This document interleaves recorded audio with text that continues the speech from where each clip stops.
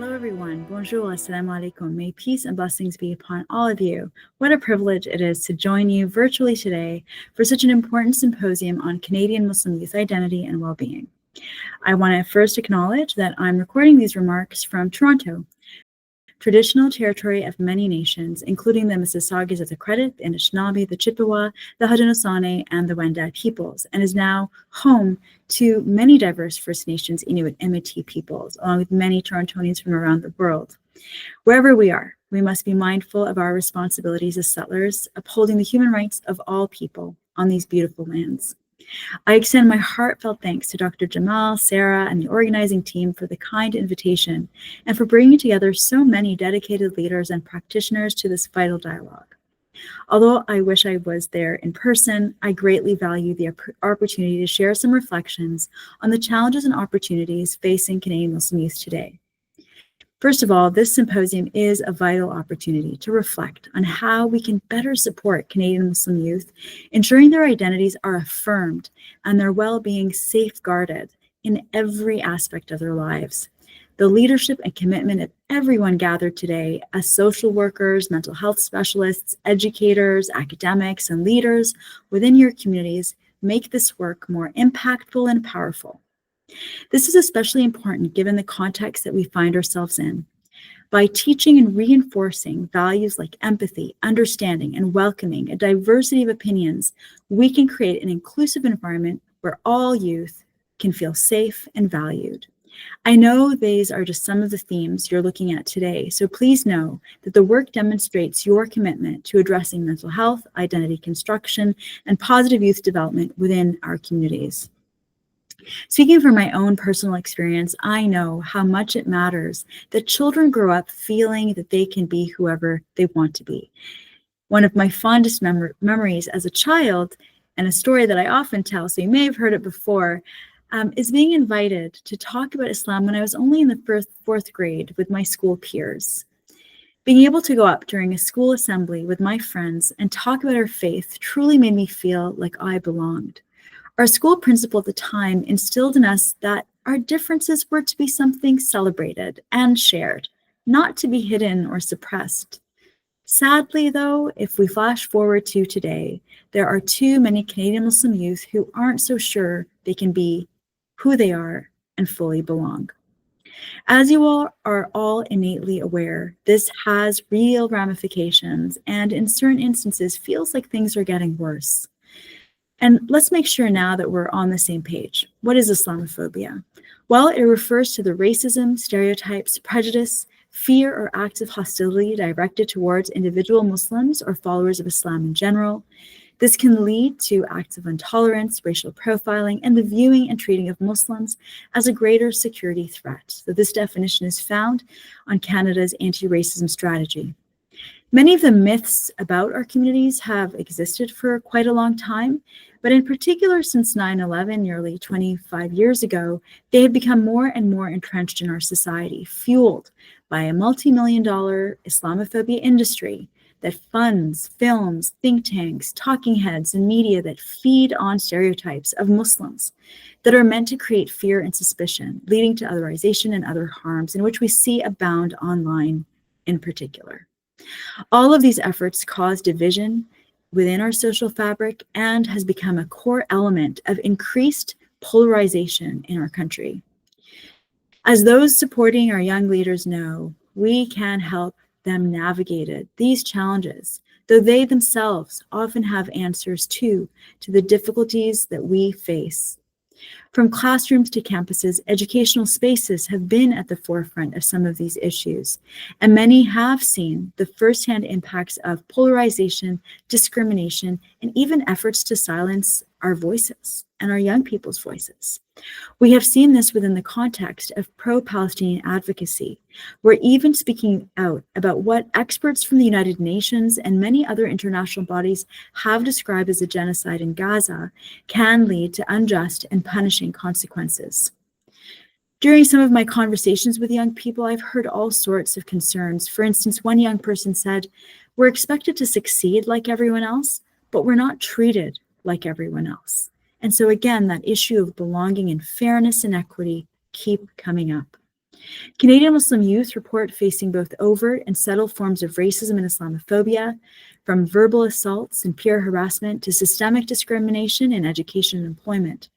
Many recognize again those negative media portrayals of Islam contribute to real-world consequences, fueling hate, exclusion, and in some cases, as we've sadly seen here in Canada, violence and terrorism.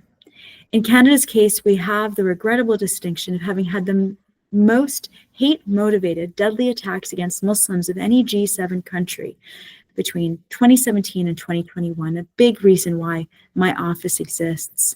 And over the past 2 years, we have witnessed a sharp increase in anti-Muslim sentiment and anti-Palestinian racism and anti-Arab hate, as well as other forms of intersectional Islamophobia. Online and offline, we've seen these targeting individuals, institutions, and entire communities. When we look at some of the data, in 2023, Canada saw a 94% increase in reported anti-Muslim hate crimes, which only tell us a small piece of the story because many hate crimes go unreported. Online platforms have amplified hateful rhetoric, conspiracy theories, and misinformation about Muslims, often leading to real-world harassment, discrimination, even violence.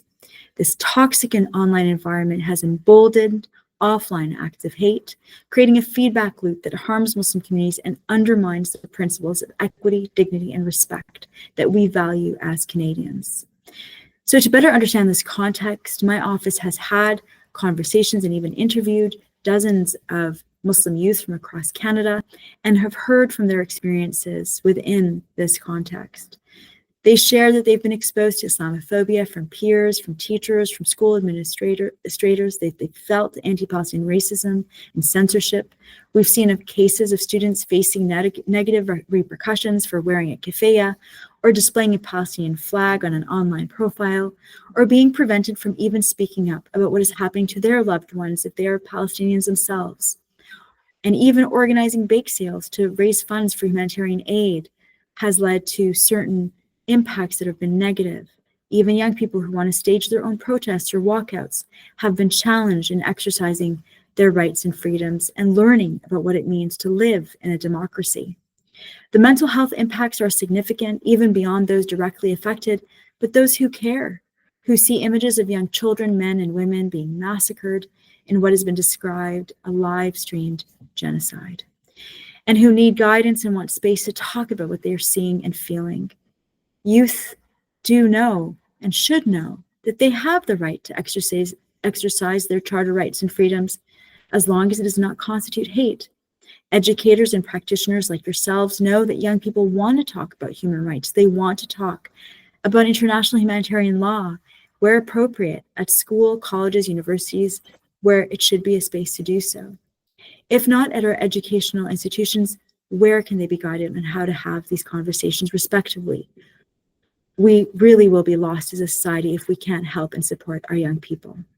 Moving forward, our vision is simple. We are all aspiring to be a place where all Canadians are able to fully participate in every aspect of society while freely practicing their faith and expressing their diverse identities without fear of discrimination or hate. And I know you share this vision and are working every day to make it a reality.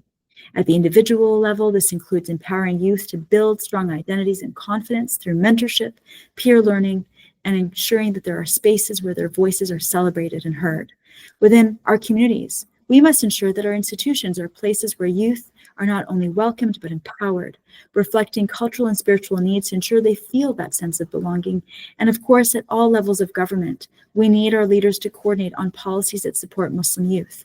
This includes embedding Islamophobia education in our schools, investing in culturally competent services, strengthening Muslim organizations, and collecting meaningful data. We cannot let racism undermine our shared values and vision of a country which no one is afraid to be who they are, where everyone can fully participate and contribute to their fullest potential. Now, the good news is there are examples of proactive efforts that we can lean on. For instance, the province of Manitoba has committed to anti-Islamophobia education from kindergarten to grade 12. More schools in Ontario have been recognizing Islamophobia and its intersections with anti-Palestinian racism, anti-Arab racism, and anti-Black racism.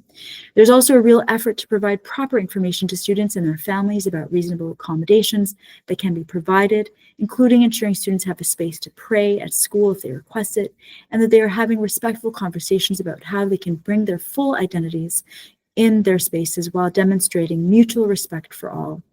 Now, in my role as Canada's Special Representative on combating Islamophobia, I am trying to amplify this work at the federal level. The Government of Canada has acknowledged the problem of racism and discrimination as a whole of society challenge and has been taking action to better support marginalized communities. I recently met with the new Prime Minister to underscore how Islamophobia, anti-Palestinian, and anti-Arab racism continue to threaten our social cohesion and our shared values as Canadians.